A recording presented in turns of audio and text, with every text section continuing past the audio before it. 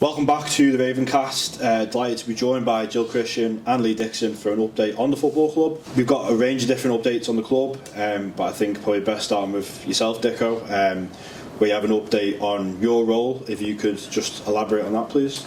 Yeah, I was made, I think it was a couple of months ago now, was it, Jill? Yeah. I was voted in as the vice chair. We'd never really filled the position since Les Nichol left. And it was something that's always been meant to be getting sorted, and because we've been so busy sorting out other stuff in the club, we just never really got around to it.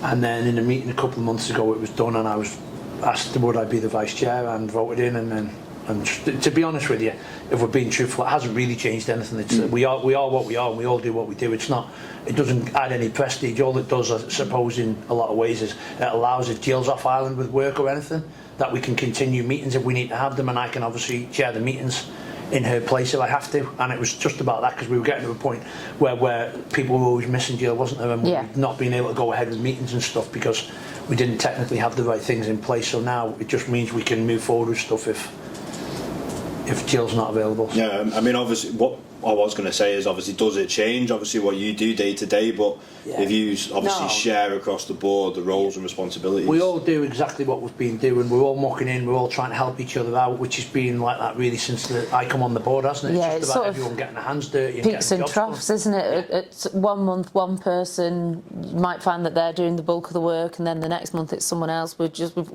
be fair, we've got a really good team, and like Lee said, I suspect it doesn't change too much, but you know, it was a natural position for Lee because he's obviously been involved in the club from the start, and actually before when the club was just an idea. So it helps me, and it helps the rest of the board just to have that sort of step in if it's needed.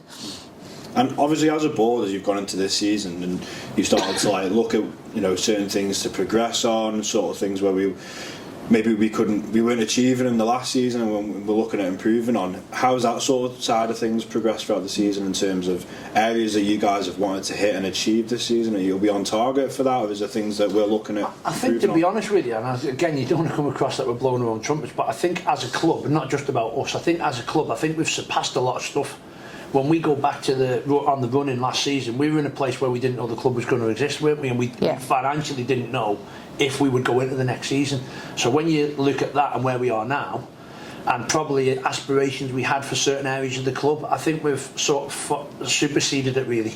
And I think the club's in a really stable place, and it looks sustainable at the minute if we can just carry on doing what we were doing, and then it'll allow us hopefully to grow the club in ways that we'd always envisaged, but because we've been putting fires out for so long, we never quite got around to it. And so, like, for instance, like we go back to, say, the camps is a prime example of that. So we'd obviously from the start we'd had it set up, and it was an amount of money for the parents which still technically was quite cheap, but there was just a 5-day option. And part of what we've done since we've become like the new board is we've obviously cut the costs by an extreme amount of money. So the camps have gone from £145 down to £90, and we've also added in a 2-day option and a 3-day option for parents that might not be able to afford the 5-day, or if holidays overlap into the week, works out an easier sort of thing to do. And we've seen obviously the numbers are astronomical, and that's massively down to IFGL really being their sponsorship, being the community sponsor. And it's at the bowl, which I think makes a difference to the kids, because the weather's not always great, so the bowl is a good option, isn't it? Yeah, it's fantastic, and it will have something to do with the numbers. I mean, the last one we had 116 on it, which was unbelievable anyway, but this one's seen another jump up, and we've got a lot more 5-day camps booked and stuff, so financially that helps sustain the club, and it allows us to do other stuff in the knockdown. Is obviously we can support Paul and what he's trying to do more on the pitch in terms of stuff we can do that will help the players and alleviate some of their financial strains that they're under when they travel. So stupid things like having to buy their own breakfast and their own food when they're travelling, it allows us to support them in that a little bit more. So there's a knock-on from something like that that's been a massive success story. There's a knock-on into all areas of the club, really. Because even just having 130 kids at the FC Isle of Man camp, it just shows, we've said before, FC Isle of Man, it is a community club, and the fact that there are a lot of other football camps going on this Easter, and I think it's important that we're a community club. It's all on island, and I think it's great that the community is supporting us by sending the kids there, and I think a lot of that is, as we always say, down to the fact that the players are role models and genuine. A lot of the kids look up to them and they see them as their superstars, really. So I think the camps has been a big difference. I actually think 12th man. I mean, I know you've done a couple of podcasts with some of the 12th man guys, and some of the things that they've been doing.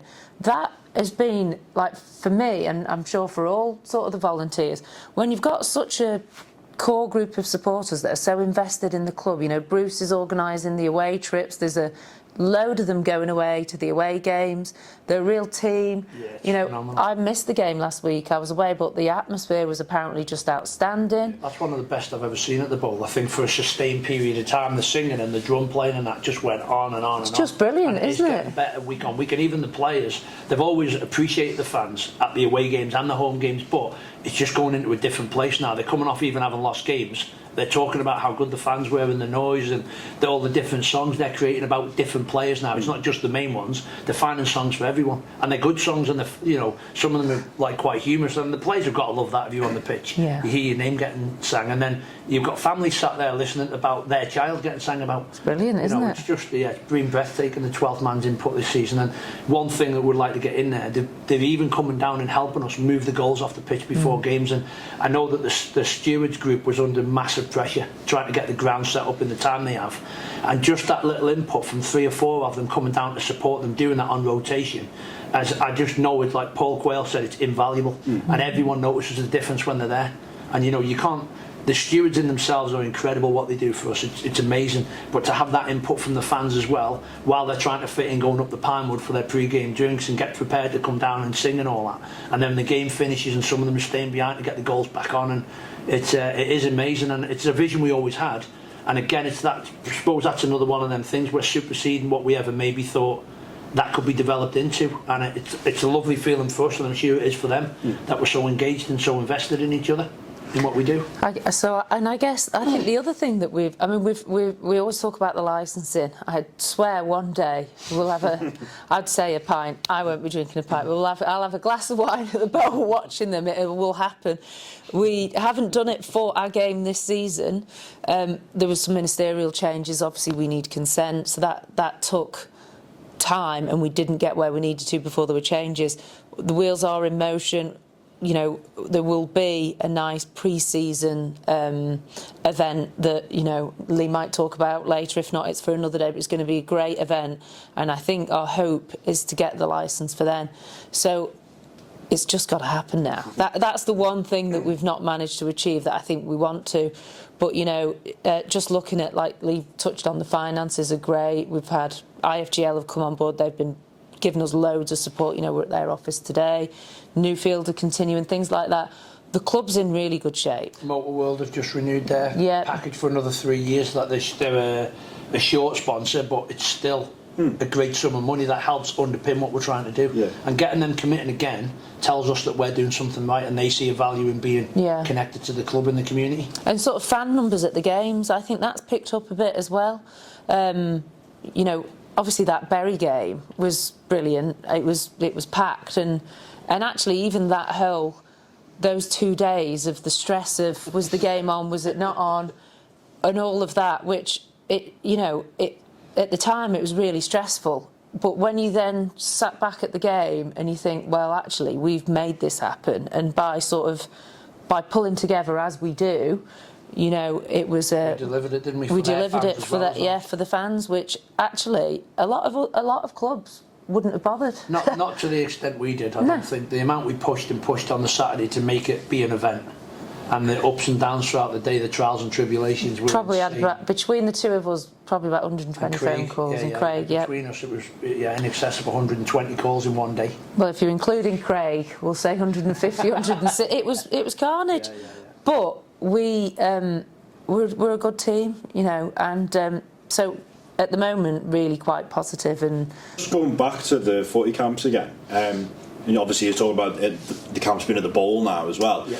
Is a big bit of feedback you've had, obviously, the young fans that come down and watch the lads, and they idolise these lads, and they really do, and they're role models for them. For them to be able to do their footy camps down at the Bowl as well, and play where their heroes play, is that a bit of a I think it's been a massive factor, because obviously we've always had to avoid it, because on a cost basis we thought it wasn't possible.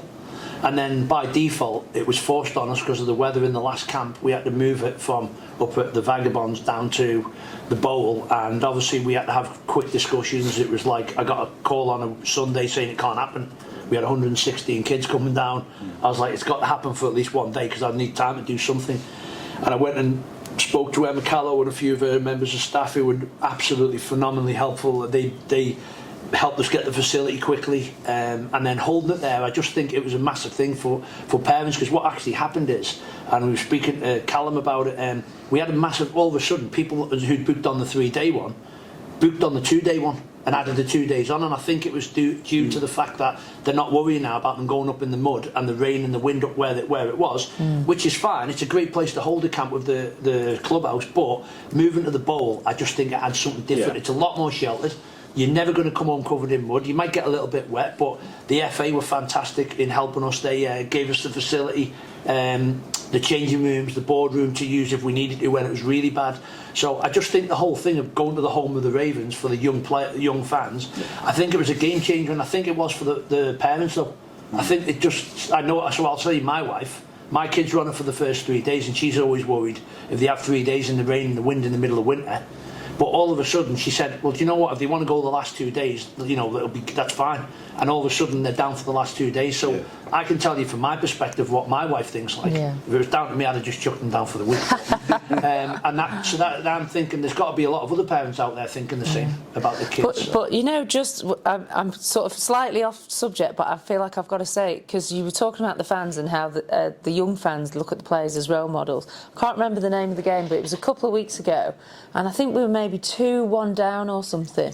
And this little lad, he was Mr.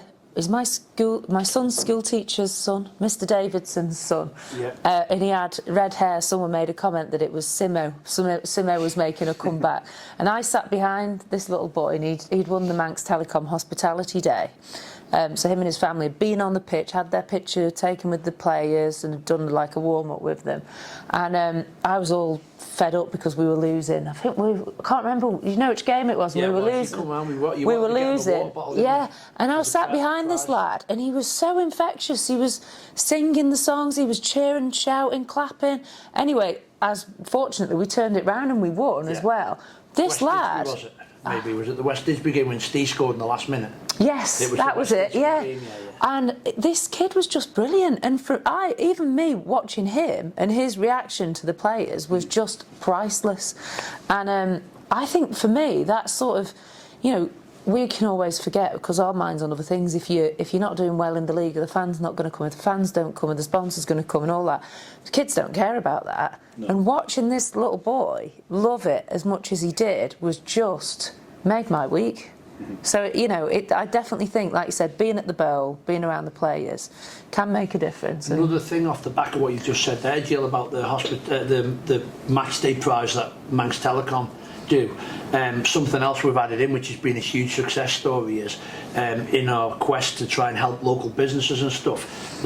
We now use the food cellar to send over for the pre-match hospitality to go there for a 2-course meal and a few drinks, and that's part of the package. And that's led to us, obviously, we're opening that up to fans to pay to go there as a bit of a one-off event, maybe special treat for people if they go to the games. And we've seen that's grown and grown and grown, and now that's helping a local business that's just opened. Yeah, it's got quite popular as well. Yeah, and we get nothing but brilliant feedback. Yeah. Everyone that goes there says how good it is. Best burger ever. Yeah, and we just walk them through the garage and get them into the ground. 5-10 minutes. Russ sort of oversees that side of it. So that's been another massive success story where not only are we providing something for the people who are coming to the games, but we're actually providing a local business with support close to the ground, which is, again, go back to the very start. These are all the things that we chucked around when we were doing all this core values and stuff. And we were just brainstorming, sat in rooms up in Les Nichols, up in NK Joinery's offices. We were chucking all this stuff around, and it was a vision. And now, I'm in the middle of it now, thinking, wow, and I keep getting flashbacks to stuff. We're actually impacting and affecting local businesses, community, local young kids in the football and stuff. So it's this season. after that initial 2 or 3 months at the start of the year when we were still just tying stuff up and that was still very stressful, we've had this bit, there's been a bit of a calmness come over the club, hasn't there? And it's just felt strange because you start thinking you're missing something. But it's allowed us to stand back and see maybe some of the traction we're getting out in the community and how people are really starting to embrace what it's about. And yes, you want to win and yes, you want to do well, but it doesn't have to be the be all and end all of what the club's about. It can be a lot further reaching than that. You know, being in the community for things like, we do stuff for the hospice, we go and visit the hospitals with the players, having stuff out, and down on Armistice Day down at the promenade and ladies, things like that. They're all part of us integrating ourselves into the community, and it feels at the minute like we're really heading in the right direction. Fantastic. Something I think you've sort of both touched on there with the sponsorships. I think that's something that the fans are always greatly interested in. You know, obviously sponsorships coming on helps the revenue of the football club and all those different facets. Can you sort of give us an overlook of how the sponsorships are currently? Yeah, so we've got, I suppose the headline news is that Manx Telecom aren't continuing.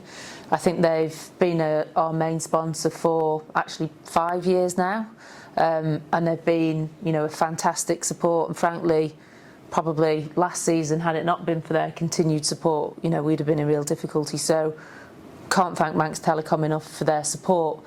It's time for them to do something different, and I know they've got exciting plans for what they're going to do instead of sponsoring us.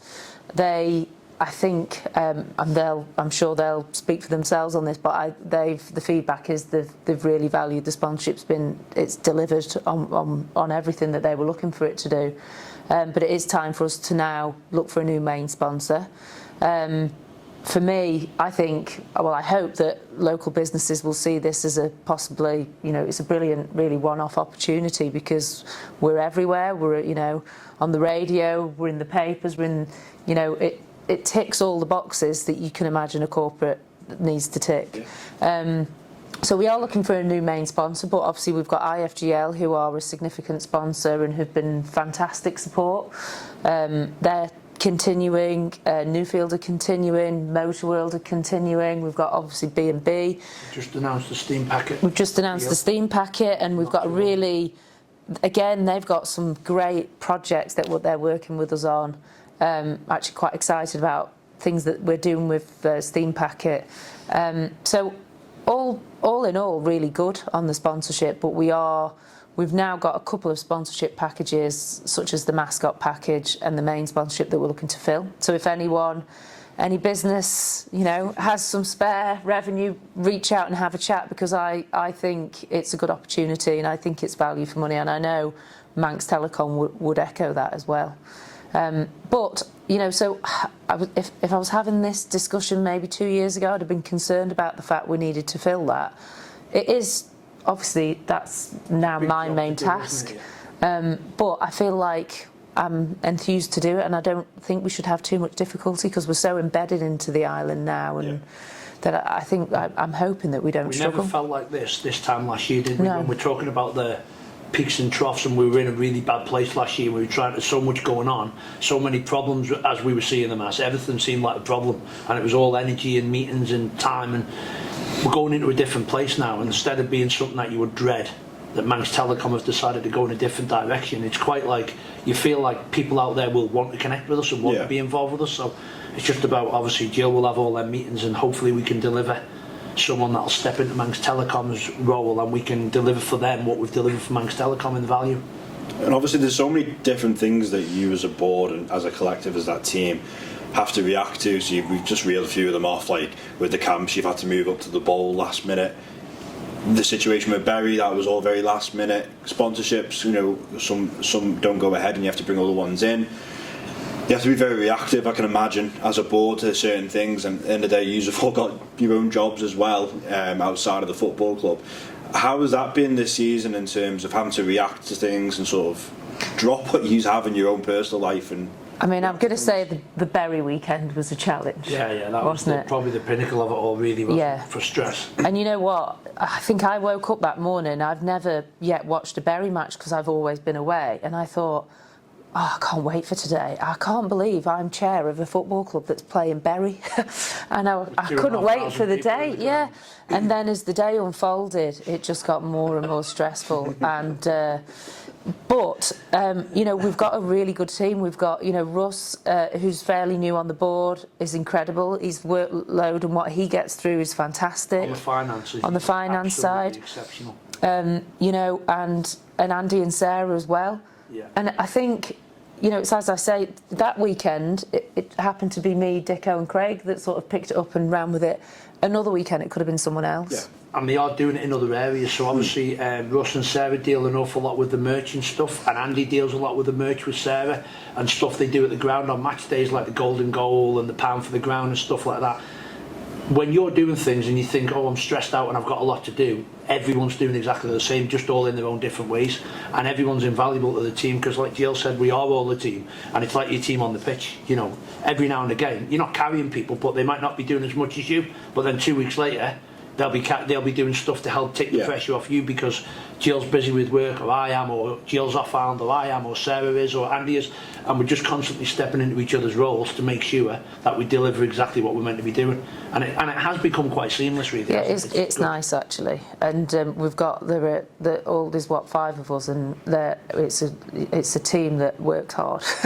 And we've had in that process, we've had obviously Ewan was on board, and for personal reasons he had to step away, who Russ took over the finances from, and we've had Nick, who stepped away from the club. He'd been on the board, and everyone who's been involved has added value to what you're doing. You know, and you wish everyone was still on board, but unfortunately, due to circumstances and that, we are where we are. But yeah, it's a nice feeling knowing that everyone's got your back. And I think I said last time the insurance policy Nick put in place, and I think, gosh, imagine we've used that so much because there've been so many cancellations and things. So it's underwrite any losses. It's been like this. We didn't have any cancellations in the first 2 seasons, not one. And I think, did I see an email today that said we've had 7 or 8 this year? Yeah. Midweek games cancelled. It's like unheard of. It's been so mad, the weather. Obviously we touched on it at the start about the sort of atmosphere that's been generated down the ground now, and how incredible that's been for the relationship between the fans, the management, the playing squad, and everybody involved in the football club. The whole atmosphere around the ground, you know, we've just seen it.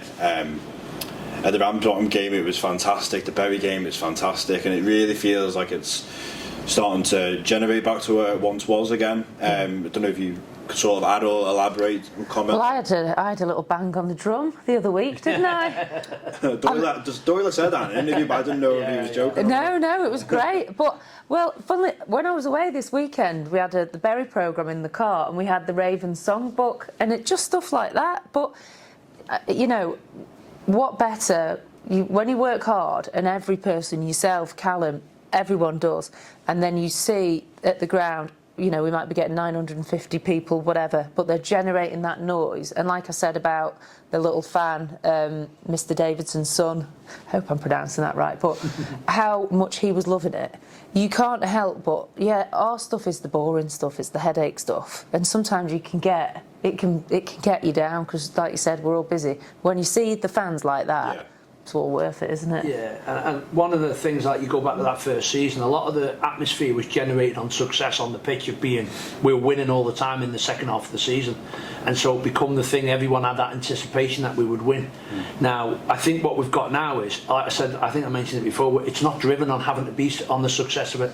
We'll lose games of football, but our fans are still noisy, and I think that's us starting to lay the foundations of becoming a proper club, because there's still, obviously, we're in our infancy, and we will be for the next 5 or 6, 7 years, and you know, but we're starting to be an actual football club. I think the fans are starting to say this is our club, and they're starting to put them things in place that will be everlasting, irrespective of the fact we might win 10 on the trot, we might lose 10 on it. The fact is, the fans can be there and they can give what they're going to give no matter what that is, and that's probably one of the best things. We've lost games and you've come away talking about the fans, the atmosphere they've created, and that's credit to the likes of Mel and the ones who drive it. Peter Bass is now the chairman. Andy Birchill started that whole thing and he's now on the board, so we have a fantastic relationship through that now, that connection that Andy deals with a lot back to the fans, and he's kept up the speed on everything. So we're working together. If they want to do something, they always come and approach the club and ask us, and we'll have dialogue with them and we'll agree what we're going to do, and that's a lovely thing to have. It's not an us and them scenario. And we have our regular meetings, don't we, up the Pinewood with them, where we go along and it's a Q&A and they can ask us anything. I think you were at the last one, weren't you? Yeah. They can ask us anything they want, nothing's off the table, and we can speak to them about everything to make them feel like they're genuinely as part of our football club. And obviously discussing maybe the volunteers in the football club as well, you know, talking about like some of the volunteers that come down there and move some of the sponsorship boards and the goals and all the different areas of the football club. I don't know if you want to sort of maybe comment on the volunteers of the football club. Well, I mean, I'll give you an example.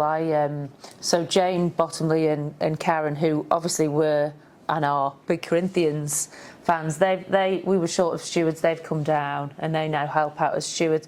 The other week I was moving some of the B&B signs with the sandbags. Some of them are quite heavy, and Jane was carrying the sandbags, and I was like, Jane, no, come on, leave that. Yeah. But that's how much they get stuck in, and you know, and I think there was someone else was cleaning up all the rubbish, the rubbish that people leave. It's easy to be a fan. Come and enjoy the football. Walk off. Leave your hot chocolate and marshmallows there for someone to pick up, and you forget about that. But behind the scenes, there's this whole network of people working away to make the club. Yeah. Paul Quayle oversees all the match day operations. He's the head of that.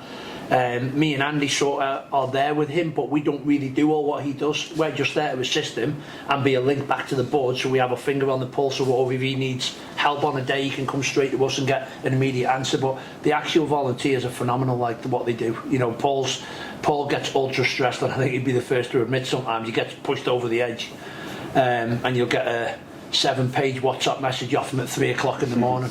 But he's absolutely brilliant, and all these people, they're all part of the furniture now. They're like part of our little family. You know, they've been there that long.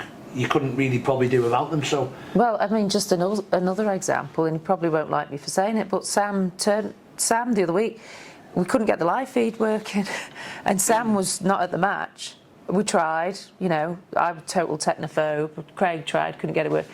And Sam came down, got it sorted, because I think there was 13 people. It was a low week, but still 13 people that had paid for this live stream. He came down and got it done. People don't have to do that. They're giving up their time. So, and it's the right way to be, isn't it? You're giving up your time for others. It's the way the world should be, but not everyone. Sam Turton's just come on board and helping with some of the media stuff. Yeah, sorry, it was Sam Palmer that came down, but Sam, obviously the last 2 Wednesdays, has gone away to help us do the live stream, because he's been taught now how to use the technology. So he's gone away twice the last 2 Wednesdays, and both times he's got to England and the game's been cancelled.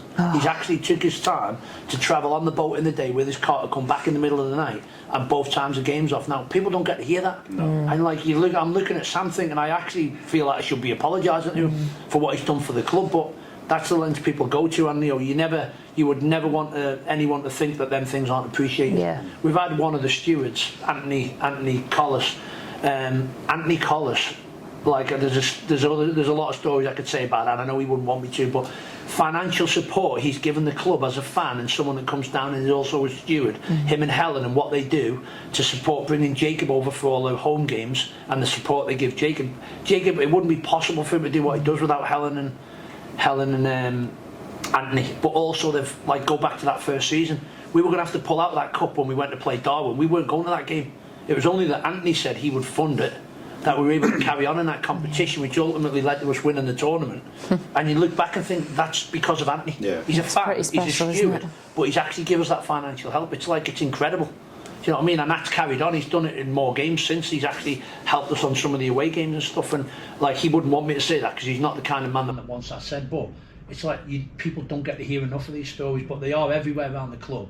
And obviously we're lucky enough that we know, and you can show your appreciation for that to them. I think it's important to say as well that the volunteers are also the players and the management. You know, people sometimes, I know they might forget that, you know, just because they're playing on the pitch doesn't mean they're not, you know, they're volunteers at the end of the day as well. And I think just touching on the footballing side of things, we've obviously had a bit of a resurgence, and I think it's important what you were saying before. Even when we've lost games, the fans, you know, win or lose or draw, they're still behind the team. I don't know if you sort of want to comment on the footballing side of things, or is there anything you want to Well, I guess before you talk about the football, and I say just on the volunteers, and without harping back to Bury again, I think our players were a bit bruised from that, because, you know, our players, you know, they're used to having to get up early, wait for a flight, delays, cancellations. You know, that is their life on a match day, and I don't know how they do it. And I think they were quite frustrated with the, you know, obviously, Is it happening? is it happening? Is it not? Bury were obviously not happy that they had a delay, because for them, that's their week in, week out, and that's almost just expected of them. And they don't moan about it. They get on. You know, they're... Some of them do, Jill. Well, but as Lee said before, you know, a lot of the time they're spending their money at the airport on food, you know, drink. They don't all, you know, some of them are quite young. They don't have that money. So they're such a credit, and it actually is a real special group of another club might not have the role models we do. And even, you know, walking through town and the fact that they're stopped now. Some of them might love it, but there must be times when it grates, you know.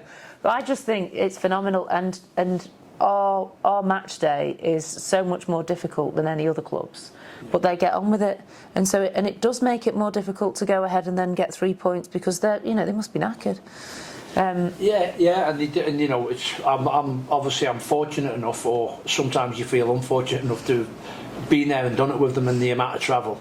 And it is exhausting. People come on trips with us, like one-off trips. I think you went on one, and you come back the next day early in the morning, and they say, I was tired for 2 days after I got back. And that's like relentless. The lads at work joke about saying I hardly ever do anything, and you know why now, because I'm tired all the time. But it's relentless, and what the players do, listen, everyone appreciates them, but that side of it really does go unnoticed, because unless you've done it on a regular basis over 3 seasons, which most of them have done, it is exhausting, you know, and the things they give up, where they're losing time at work, away from their nights away from their families, they are a credit to themselves. And you know what, like we're starting to understand now about the problems that come around the football. We're 3 years into it, and we're still going to have technically teething problems, and they'll happen for more years yet, while we iron out what's good and what's not good, and how you can adjust the travel and various things. But we have got it so much harder than everybody else, and so we will always have the inconsistencies that you alluded to before. People being available just to travel, like Paul can have a squad one week, a completely different squad the following game, and it's relentless trying to get that run where you've got the same 11. I'm not saying the same 11, because it's not always good to have the same 11, but to have maybe a core squad of 18 that on rotation build momentum, it's a really hard thing to do. And I know Paul would probably be the first to tell you it's probably harder than he thought it was going to be. And even standing back now from afar of someone that's been in it, it still surprises me at times, like how difficult it becomes getting a full squad, a strong squad that can travel to midweek games, as you approach where you've got 4, 5, 6 of them on the trot week after week. Well, we end there. I don't know if there's anything further apart from obviously those topics that you want to discuss before we wrap it up. Is there anything that we've missed? No, not really. Not from me. Thanks, Mike. Stuff, really. I think we've covered most of the stuff that's been going on at the club really in the last year, and an overview of where we are now, hopefully. Fantastic. Cheers. Thank you very much for going through your time. Yeah, Thanks thank very you. much, Mike. Cheers.